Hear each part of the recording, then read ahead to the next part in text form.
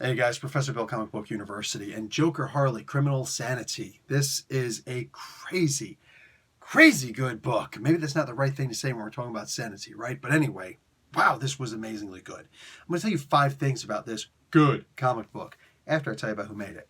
Okay, so Garcia did the writing.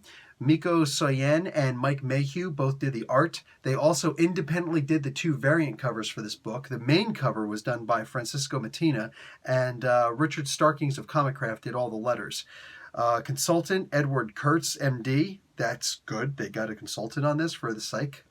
Yeah. They also point out that Harley Quinn was created by Paul Dini and Bruce Timm.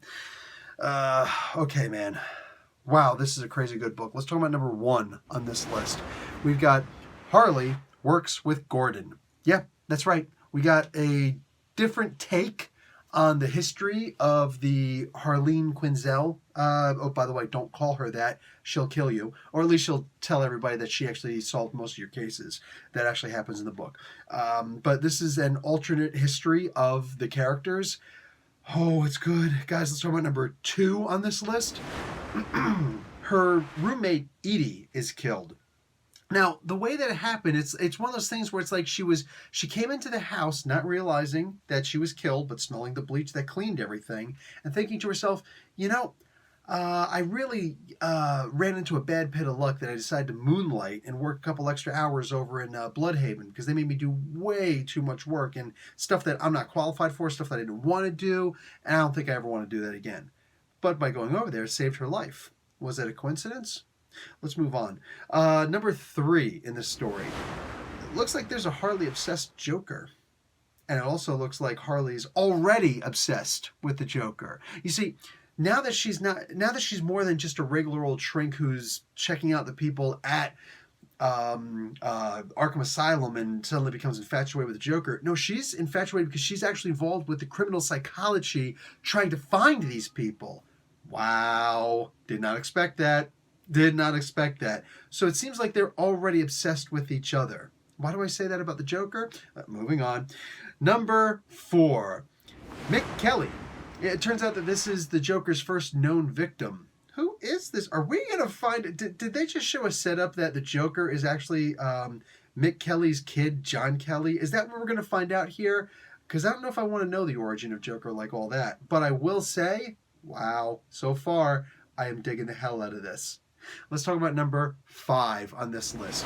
This is an entire reevaluation of who the Joker is. I mean, we're talking about a character who has proven to be the number 1 most interesting bad guy ever. We've got more versions of him on film than anybody else.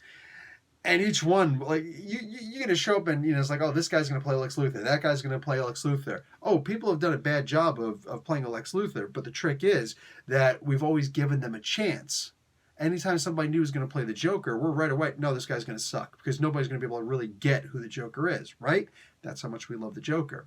So when you come up with a brand new evaluation of who the Joker is, wow.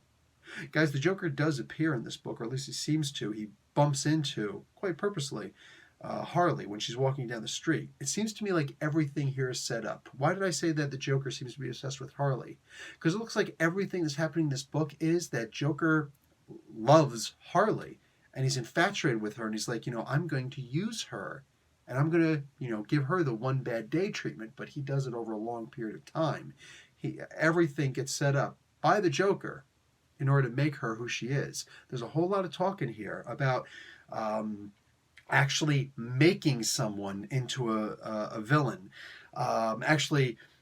Is someone actually insane just because they do crazy things? No, there's a difference between sanity and inhumanity, inhuman acts.